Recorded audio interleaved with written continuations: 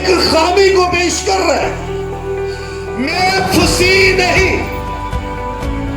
मेरे बोलने का फ्लो अच्छा नहीं, मेरे बोलने में रवानगी नहीं। खुदा ने कहा मैं तेरी जुबान का जिम्मा लेता हूं।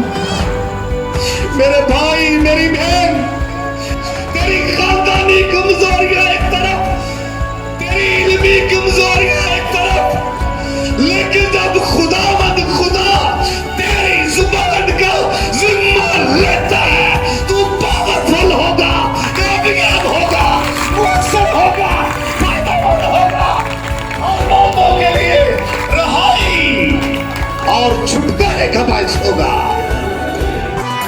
मैं देवा की मिसाल ओदी ओ बड़ा बेमिसाल जो भी हमें अज सारा